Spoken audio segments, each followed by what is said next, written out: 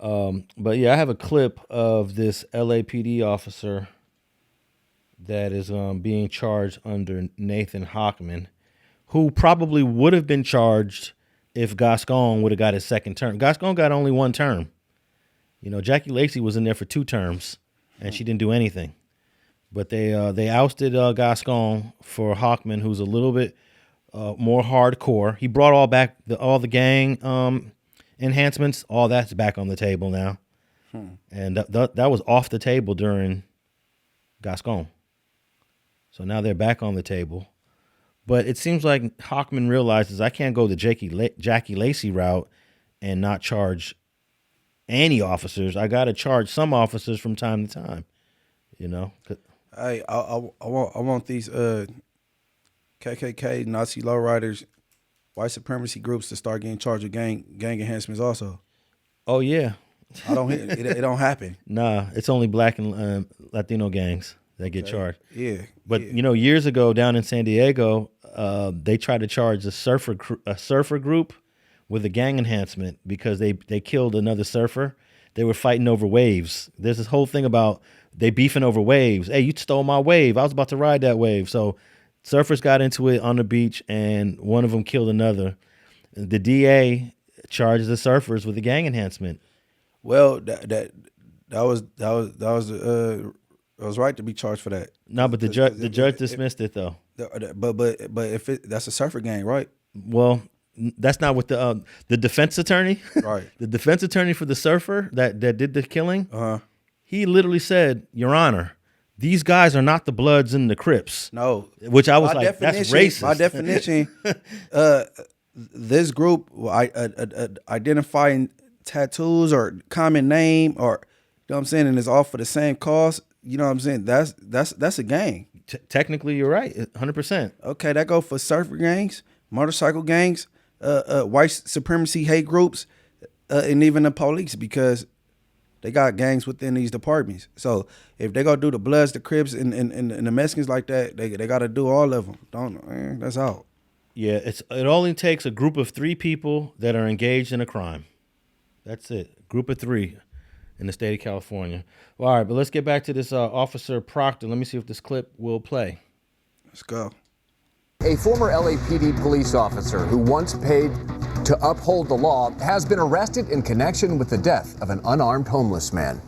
Authorities say Clifford Proctor was on duty when he shot Brendan Glenn twice in the back during a struggle in Venice 10 years ago. That shooting led to a long legal battle over whether Proctor should face a charge of murder. KTLA's Alina Bovian joins us live downtown with this developing story. Hi, Alina. Hi there, Sam and John. Well, this arrest is coming 10 years after the initial incident, so many people wondering now, is this justice finally being served or just a political show? Once he found out that he was being charged or close to being charged, he fled the country and remained out of the United States until now. A former LAPD officer who fatally shot an unarmed homeless man in Venice 10 years ago has been arrested. 60-year-old Clifford Proctor was taken into custody Thursday at LAX and is now being held on $2 million bail on a felony murder warrant. Well, my reaction, if anything, is that I think on behalf of myself and my family, we're just, the hope is restored. The family of the homeless man, 29-year-old Brendan Glenn, say they still want justice. It was in May of 2015, and you can see it here in this surveillance video, an altercation on the Venice boardwalk. Proctor shot at point-blank range, even injuring his partner who was attempting to restrain the suspect on the ground. It was later determined by investigators Glenn was on his stomach when Proctor fired 2 fatal shots. Brendan Glenn's death was one of several high-profile police shootings that fueled public protest and calls for reform within the LAPD. In 2016, the Police Commission ruled the shooting unjustified, and in 2018, then District Attorney Jackie Lacey declined to file charges citing insufficient evidence, even though former Chief Charlie Beck called the shooting unjustified and urged prosecution. The case was later reopened under District Attorney George Gascón, who assigned a special special prosecutor to review several past police shootings, many now wondering if that was politically motivated. I do believe that now the current administration will look at this case again, and if they feel that they don't have enough evidence or facts to support it, they may ask a judge to dismiss it altogether. There you go, man. Even then Chief LAPD Chief Charlie Beck, that's very rare that he says, yeah, that was a bad shooting. I don't care if it is politically motivated. Charge him. Let him die there. Give him a deal for 40 years. He's 60, so he'll be 100. He ain't gonna live that long. Let him die there. I mean, I be fair across the board. We get washed up. You know what I'm saying? And that shooting was crazy because it looks like he shot his partner in the leg too. And he's supposed to be held to a higher standard, being that you law enforcement, and then he shot his partner. You can see it. And this is before body cam. This is 2015. I don't think body cams came out like around 2015, 16, and they didn't have body cams. So body cams were just being, moved into different divisions.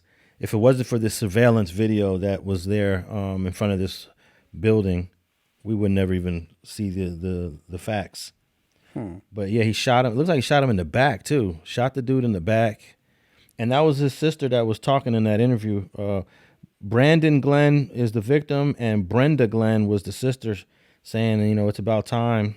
But it sounds like the prosecutor still has the option to dismiss the case if they feel like it's not enough evidence.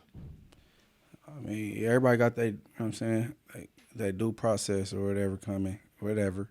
Get that man the rest of his life in jail. I just am surprised. It's a black cop, Clifford Proctor. He's 60 years old now, so that means he was 50 back then. He pled not guilty to second-degree murder, and he's being held, when this article was written, he's being held without bail. It said in the news article that he has, $2 million bail? But Clifford Proctor, last time I checked yesterday, he's still in the county jail. Hey. Where do you think they put him? In high power?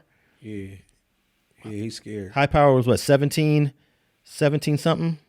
What? What's the module number for high power? All that it should be changing so much. Yeah. So I don't know, but he fled, so he shouldn't even have a bail. He shouldn't even have a bail. No, He's a flight risk. Yeah, but they say he fled when he found out he was under investigation. No, when he found out he's being charged. No. He said that he was that he got word. I heard the word charged. When he found out he was going to be charged. He got word that he was under investigation and he left. Either way, he's a flight risk. Why is this man with a $2 million bill? All you got to do is own a home in California and bail out on that. Because our house is at value, so, you know what I'm saying? And then it's 10%. If you got a house, you put up some. Why does that man have a bail, a bond? Hey, he's in the county jail right now. Let me see if they gave him a bond. And I don't look at police officers as white, black. I look at them as blue. They the boys in blue. Yep, $2 million bail. I think he's going to find a way to bail out. He ain't going to sit in there and fight this. But yeah, $2 million bail. He's in the Twin Towers right now. And in the Twin Towers. And his next court date is November 3rd. Yeah. Oh. He'll be all right. Well, the deputies will probably keep him safe. They probably look out for him. Man, look. Hey, man. You know how many cops are supporting him right now? Probably saying, oh, man. He gotta, but I just think the police, when things like this happen, should be punished way more harsh than the average criminal, because y'all supposed to be held to a different, you know what I'm saying, standard. Agreed. They took an oath. We don't take oaths. Right. They took an oath. Right. I got fired from a job because I didn't want to take an oath. I didn't want to sign a loyalty oath. Because it says in the oath, you swear to protect the United States Constitution against all enemies, foreign and domestic. So I put that sheet to the side when I got this job like 20 years ago. I said, I ain't signing that. And then it came back. It's like several months later. It was like, hey, Mr. Alonso, you never sign a loyalty oath. I said, oh, yeah, I'm not signing that. I'm not being held to that. I don't protect. I love the Constitution, but how am I going to protect this Constitution against foreign enemies?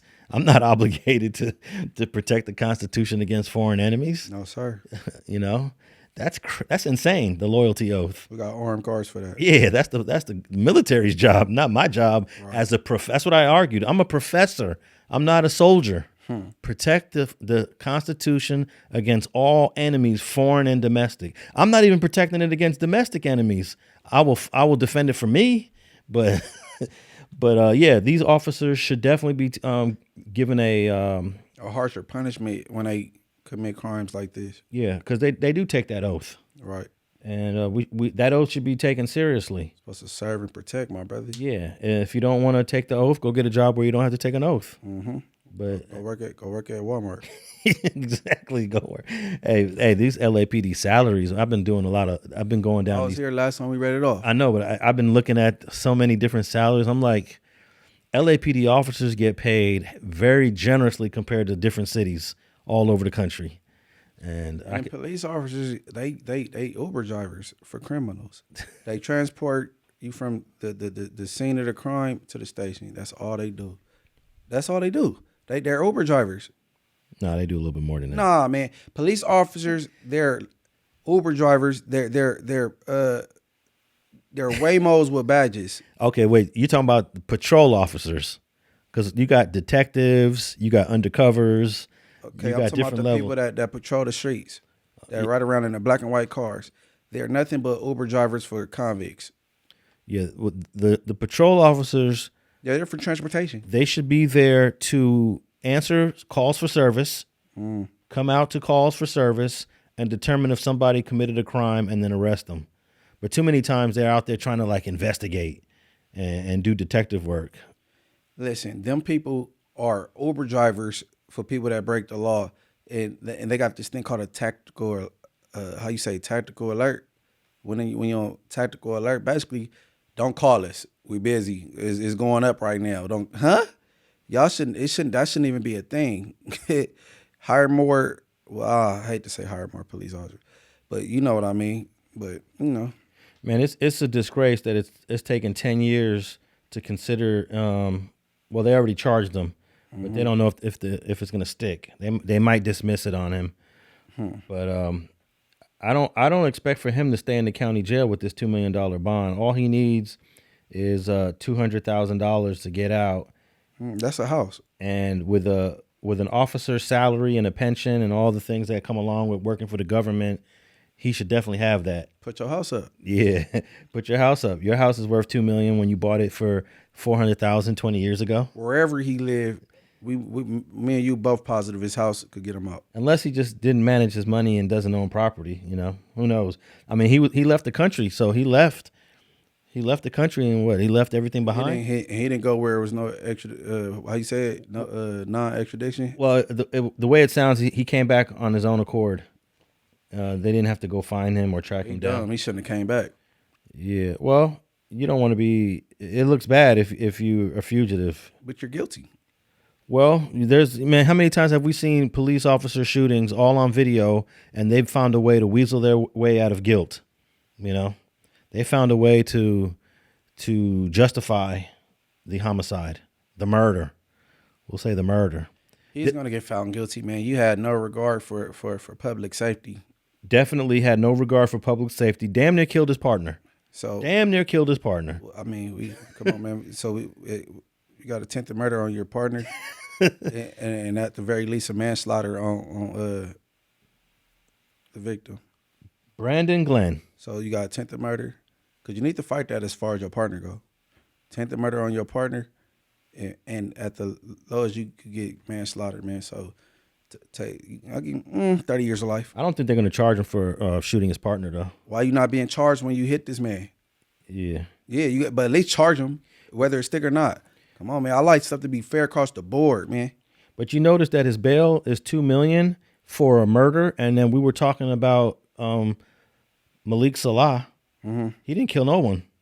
His bail is $2.3 million. He didn't hit nothing but a patrol car. He just hit some cars and some bags of chips. Some cookies. Oh, he actually shattered the windows of the refrigerator windows where all the drinks are.